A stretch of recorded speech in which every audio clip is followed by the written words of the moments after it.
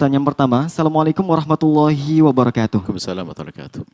Semoga Buya dan santri Al-Bahjah sehat-sehat selalu. Amin, amin ya rabbal alamin. Amin. Saya hamba Allah dari Indramayu izin bertanya. Begini Buya, saya pernah mendengar dari medsos bahwa belajar dengan Said atau Habib yang bodoh lebih bagus daripada belajar kepada 7 atau 70 orang alim yang bukan Said. Apa betul seperti itu Buya? Mohon penjelasannya. Terima kasih Buya. Wassalamualaikum warahmatullahi wabarakatuh. Perbandingan semacam itu perbandingan konyol.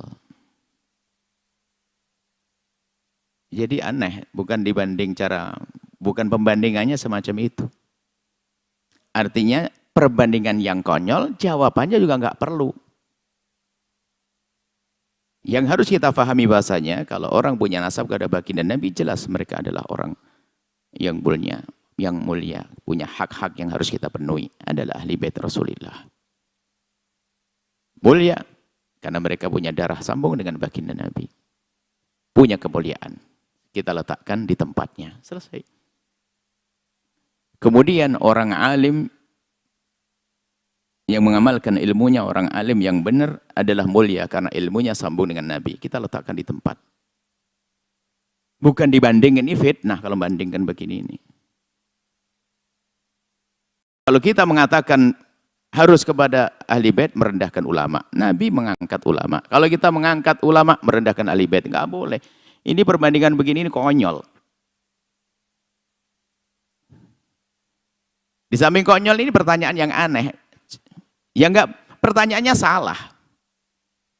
Maksudnya ungkapan salah, contoh. Belajar kepada apa? Sayyid yang udah segar. Belajar kan cari ilmu, gini loh. Mintalah uang kepada orang yang nggak punya duit.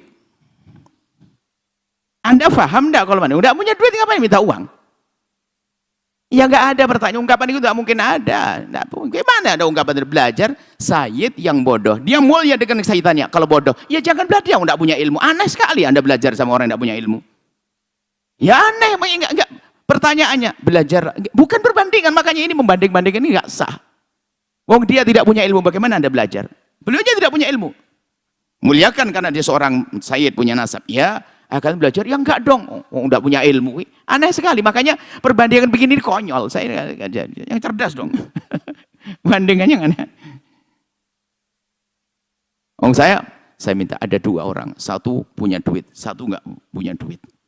Cuman yang enggak punya duit adalah kerabatmu. Lebih baik kamu minta duit kepada kerabatmu yang enggak punya duit daripada enggak punya duit minta duit. Bagaimana Anda ini paham enggak punya duit? Jadi maksud kami itu, cuman kadang-kadang bahasa-bahasa begini menjadi sebab kita merendahkan, naudzubillah, merendahkan ahli bait Nabi, sisi merendahkan ulama. Nggak boleh, ini kalimat yang nggak sah.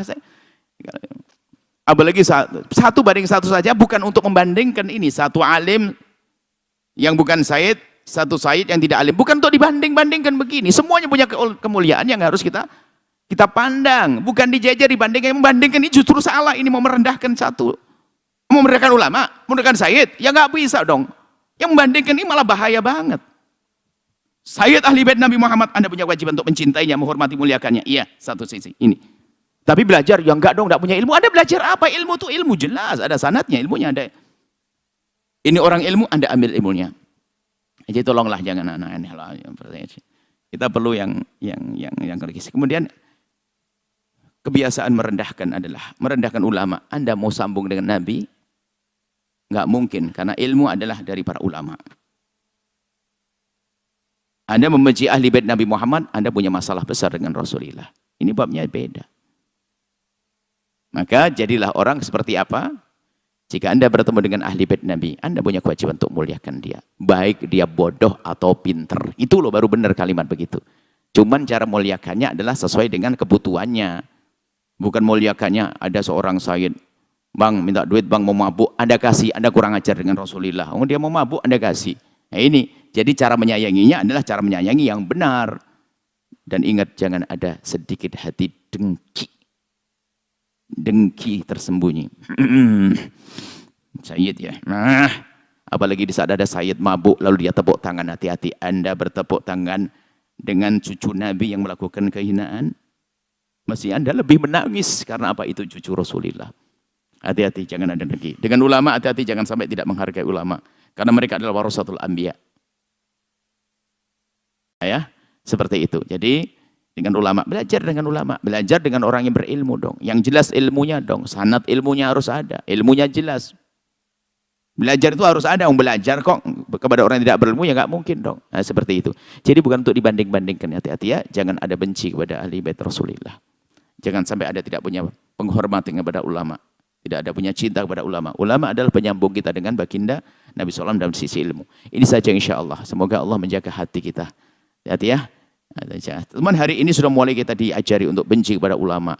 Caranya macam-macam. Misalnya ada ulama. Ulama manusia. Tiba-tiba ada ulama melakukan pelanggaran, kemaksiatan dan sebagainya. Dipukul rata dasar kiai seperti itu. Berarti ada benci dari kemarin. Wah kiai, saya tidak percaya dengan kiai. Saya tidak percaya dengan ustadz. Saya tidak percaya dengan pondok. Nah, Anda sudah terbawa. Anda tidak cerdas lagi. Anda suka menyamakan semua orang. Ini bahaya. Sama melihat Said, ada Said yang benar satu, dianggap semuanya Said yang benar. Anda nggak cerdas. Said adalah manusia. Ada yang baik, ada yang tidak baik. Yang tidak baik harus kita perlakukan tetap kesayidannya, duriahnya sebagai duriah Nabi tetap. Tapi caranya kita beda menyelamatkan beliau. Nah, seperti itu. Jangan sampai kita ini. Pokoknya jangan hawa nafsu deh, membenci ulama sekarang dengan dengki pada ulama, menjindir saya dan sebagainya. Hati-hati, kita punya hitungan. Allah Maha tahu di hati kita, hai hamba Allah. Cuman sekarang ada upaya-upaya kebencian. Ada mungkin pondok melakukan satu kesalahan. Mungkin ada ustadz yang berkhianat dan sebagainya.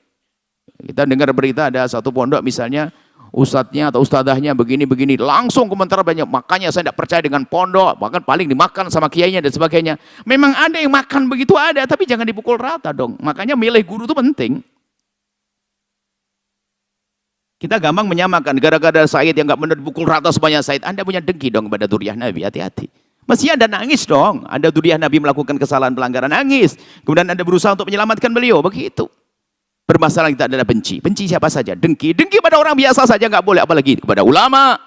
Pada duriah Nabi. Hei hamba Allah. Ini urusan Anda pribadi kepada Allah. Saya tidak mengatakan. Anda semuanya. Urusan Anda dengan Allah. Anda punya Tuhan Allah yang maha tahu tentang hati Anda, sudahlah. Kalau saya pura-pura cinta, tapi saya membenci. Saya pura-pura cinta ulama, saya dengki. Allah tahu kok. Saya pura-pura cinta ahli bait, tapi mendengki, benci. Biar alasannya saya ingin selamatkan dia. Wah, saya ingin nolong dia dan sebagainya. Tapi sebenarnya saya menjerumuskan. Allah maha tahu loh ya. Urusanmu dengan Allah, hai hamba Allah. Ya, seperti itu. Wallahu a'lam bissawab. Setelah Anda menyaksikan video ini, jangan lupa berselawat kepada baginda Nabi Muhammad sallallahu alaihi wa alihi wa sahbihi wasallam.